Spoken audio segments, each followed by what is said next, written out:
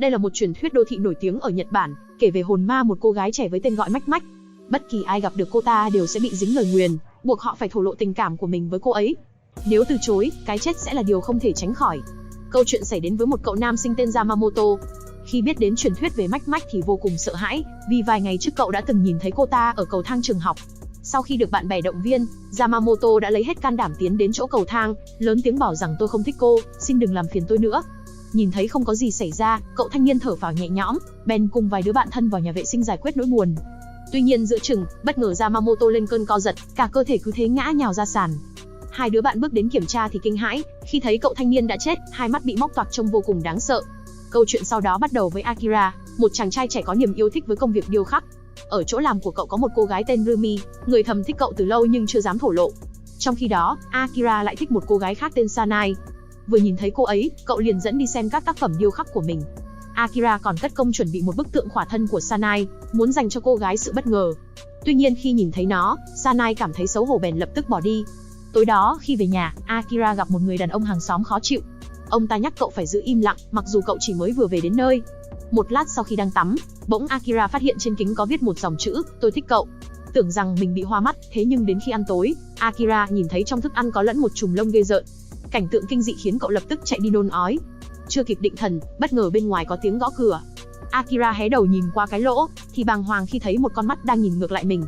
Nó sau đó cố phá cửa xông vào. Akira vội chạy đến lấy hết sức cố giữ cửa.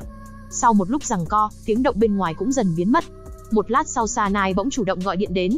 Cô tha thứ cho Akira việc làm lúc sáng, còn hẹn cậu ngày mai cùng đi công viên giải trí. Cậu thanh niên vui mừng quên hết những chuyện xảy ra vừa nãy. Tuy nhiên không biết rằng có một cánh tay ghê rợn đang thò ra ngay bên dưới gầm giường. Cả hai ngày hôm sau đã có một khoảng thời gian vô cùng vui vẻ bên nhau. Sanai đề nghị muốn được xem lại bức tượng, nên Akira đã dẫn cô gái quay lại phòng triển lãm.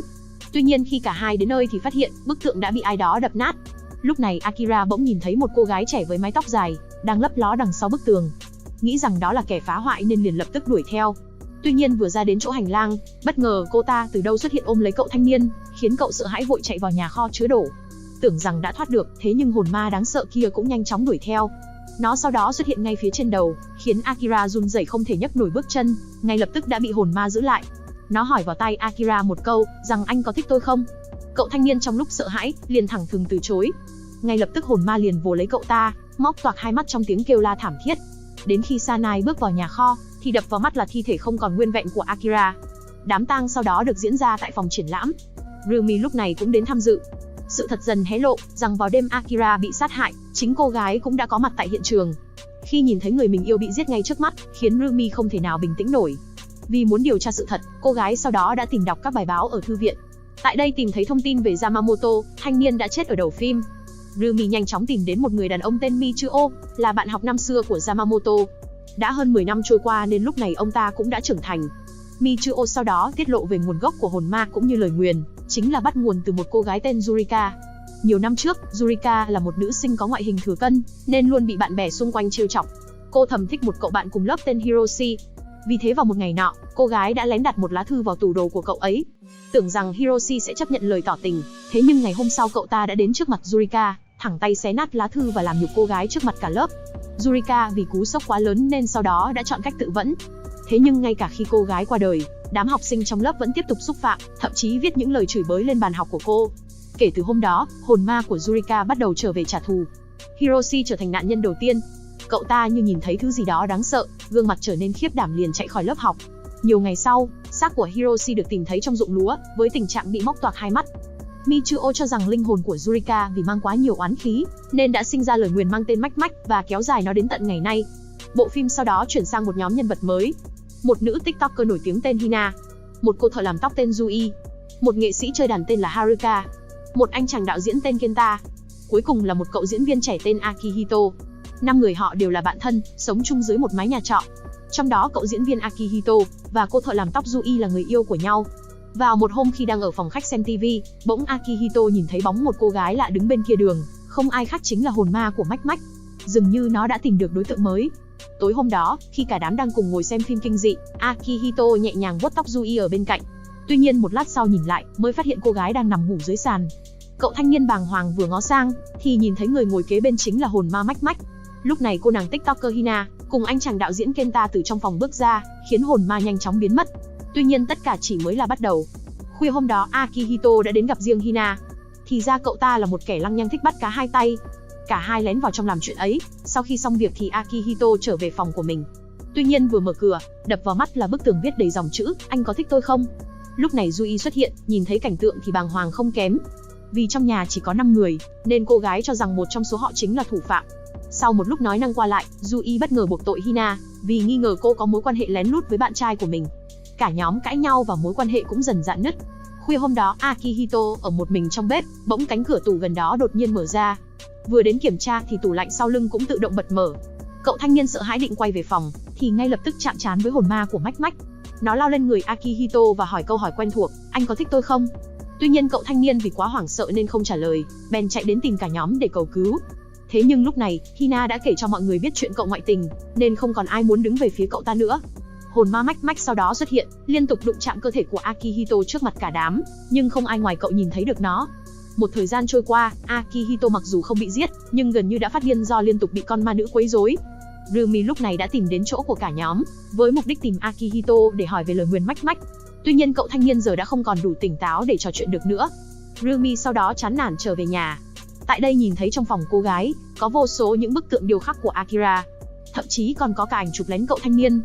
Thì ra Rumi đã thích cậu ta đến mức điên loạn, muốn Akira chỉ là của riêng mình.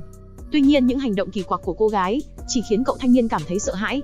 Sự thật hé lộ rằng Rumi trước đây đã nhiều lần lẻn vào nhà Akira, dùng bàn chải đánh răng của cậu, còn liếm tấm gương như một kẻ tâm thần. Thậm chí cô ta còn lén bỏ lông của mình vào nồi súp của cậu thanh niên. Cánh tay thỏ ra dưới gầm giường lần trước, không ai khác chính là của cô gái. Vào ngày bọn họ đi công viên giải trí, Rumi đã lén đi theo sau để nghe ngóng cuộc trò chuyện. Biết rằng Sanai muốn xem lại bức tượng điêu khắc của mình, Rumi đã đến đó trước và đập vỡ bức tượng. Tất cả cũng chỉ vì sự ghen tuông mù quáng. Quay trở lại hiện tại, Rumi đang tự mày mò chế tạo một quả bom, giấu bên trong nồi áp suất với mục đích tiêu diệt con ma nữ, nhằm trả thù cho cái chết của Akira. Tuy nhiên trước khi có kết quả, hãy tạm đến với nhóm nhân vật thứ 3. Lần này xoay quanh một người đàn ông tên Yasuda, người cũng đang bị con ma nữ Mách Mách nguyền rủa. Vợ ông ta là Mizoko đã mời một vị pháp sư đến nhà để giúp đỡ. Tuy nhiên ông ta thừa nhận bản thân không biết cách tiêu diệt con quỷ, chỉ có thể đưa cho cặp vợ chồng một loại nước thánh. Đặt nó trước cửa nhà thì thực thể kia sẽ không thể tiếp cận. Thế là mỗi buổi sáng vừa ngủ dậy, Yasuda đều kiểm tra chiếc cốc đặt trước cửa. Nhìn thấy nó mới khiến ông ta yên tâm phần nào. Tuy nhiên mọi chuyện không kéo dài được lâu. Yasuda lộ bản chất là một gã đàn ông gia trưởng, thường xuyên chửi bới và đánh đập vợ con. Mizoko đã cố gắng chịu đựng vì gia đình, thế nhưng cũng đã gần đến giới hạn. Khuya hôm đó Yasuda đang ngủ bất chợt phát hiện, tấm chăn của mình đã biến thành chiếc váy của Mách Mách. Ông ta giật mình bèn kiểm tra cốc nước thánh, thì nhận ra nó đã hoàn toàn trống rỗng. Thì ra chính Mizoko đã cố tình đổ hết nước thánh, để con quỷ vào bên trong và giết chồng mình, nhằm chấm dứt cuộc hôn nhân đầy đau khổ này. Thực thể đáng sợ sau đó bò đến, khiến Yasuda hoảng loạn bỏ chạy vào bếp. Lúc này Rumi bỗng dưng cũng xuất hiện. Thì ra cô gái đã chờ sẵn thời cơ, nhằm dùng quả bom tự chế để tiêu diệt con quỷ. Tuy nhiên Mách Mách chỉ nhẹ nhàng hất văng Rumi sang một bên, sau đó tiếp tục truy sát Yasuda. Ông ta chạy trốn vào một tủ đồ, tưởng rằng đã thoát được, thế nhưng con quỷ bất ngờ xuất hiện ngay đằng sau, chụp lấy đầu người đàn ông và giết chết ông ấy ngay lập tức. Mizoko cuối cùng đã thoát khỏi gã chồng vũ phu. Thế nhưng cuộc sống yên bình chưa kéo dài được lâu, thì vào một ngày, cậu con trai Soichi cũng bắt đầu có biểu hiện kỳ lạ. Cậu bé liên tục nói chuyện với ai đó mà Mizoko không thể nhìn thấy. Những ngày sau đó, Soichi bắt đầu vẽ những bức tranh về Mách Mách. Con quỷ sau đó còn xuất hiện ngay trước cửa phòng của cậu bé. Mizoko khi biết được sự việc thì vô cùng bàng hoàng, không nghĩ rằng lời nguyền lại nhắm vào một đứa trẻ. Cô sau đó đã mời vị pháp sư lần trước đến làm lễ trừ tà.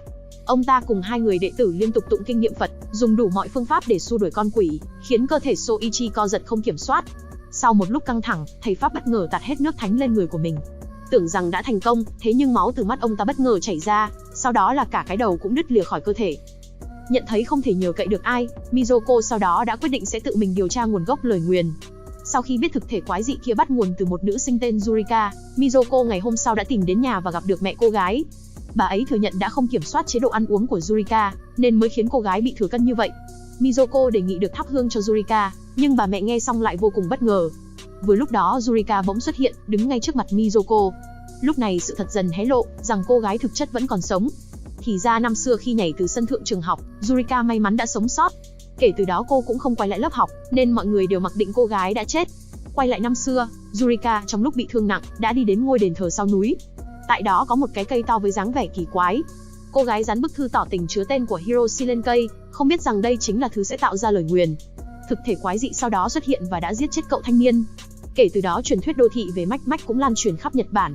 Quay lại thực tại, Mizoko khi tìm đến chỗ cái cây, thì bàng hoàng phát hiện trên thân cây lúc này đã có hàng trăm lá thư ghi tên những người đàn ông khác nhau. Thì ra ngay từ ban đầu, con quỷ không hề nhắm đến những nạn nhân một cách vô cớ, mà tên của bọn họ đều đã bị ai đó ghim lên thân cây. Mizoko vội điên cuồng tìm kiếm tên của cậu con trai. Chỉ cần tìm được và gỡ nó xuống, thì lời nguyền của cậu bé chắc chắn sẽ chấm dứt.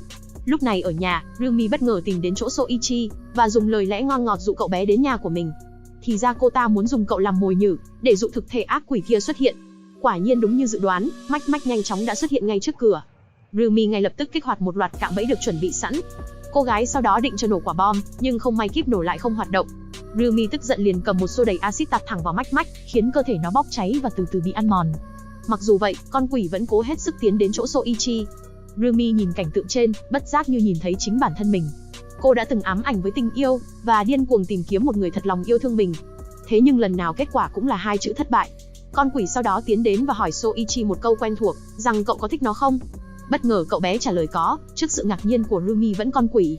Lúc này ở chỗ Mizoko đã thành công tìm thấy tên của cậu con trai. Ngay khi rút nó ra khỏi cái cây, lời nguyền ngay lập tức cũng bị phá giải, khiến thực thể ác quỷ nhanh chóng biến mất. Ngày hôm sau, Ryumi đã đến chỗ cái cây phía sau núi. Tại đó cô bất ngờ gặp được Michuo, người bạn học cũ năm xưa của Yamamoto. Lúc này sự thật dần phơi bày rằng ông ta chính là kẻ đứng đằng sau mọi chuyện. Thì ra Michuo trước đây không phải bạn thân của Yamamoto, mà chỉ là một học sinh bình thường luôn bị bạn bè bắt nạt. Cuộc sống của hắn luôn ở đáy xã hội, cho đến khi hắn tình cờ nhìn thấy Yurika dán lá thư của Hiroshi lên cây và biết được cách lời nguyền hoạt động. Kể từ đó, Michuo dùng cái cây như một công cụ để trả thù. Nhiều năm sau, hắn làm phục vụ tại một quán ăn trong thị trấn. Một ngày nọ Yasuda vô tình ghé vào quán. Michuo nhận ra gã ta chính là kẻ đã bắt nạt mình thời đi học, nên đã viết tên của hắn lên cây để trả thù. Michuo vì cuộc sống thất bại, nên khi nhìn thấy Akira, Akihito đến quán ăn với những cô gái xinh đẹp, tâm trạng tức giận nên đã viết tên bọn họ lên cây để thỏa lòng ghen tị. Thậm chí hắn còn không tha cho Soichi, chỉ vì cậu bé được một đứa bé gái bắt chuyện. Điều mà hắn từ trước đến giờ không hề có được. Quay lại thực tại, Michuo đã tiết lộ mọi chuyện cho Ryumi. Tuy nhiên cô gái lúc này chẳng còn quan tâm, mà đến đây chỉ vì mục đích phá hủy cái cây để trả thù cho Akira. Ryumi sau đó gào thét chửi bới cái cây, trước khi cho kích nổ quả bom tự chế. Một âm thanh kinh động vang lên, và cái cây bị nổ tung thành từng mảnh. Từ bên trong thân cây xuất hiện hàng trăm đôi mắt của những nạn nhân trước đây từng bị lời nguyền hãm hại. Những lưỡi liềm được cắm trên thân cây cũng bay loạn xạ trong không trung, trước khi cắm thẳng vào người của Michuo. Hắn ta cuối cùng phải trả giá cho những tội lỗi mình đã gây ra. Đây cũng là cái kết của bộ phim. Bạn có suy nghĩ gì sau khi xem? Hãy để lại bình luận bên dưới. Đừng quên nhấn like, đăng ký kênh để không bỏ lỡ những bộ phim hấp dẫn sắp tới. Xin cảm ơn và chào tạm biệt.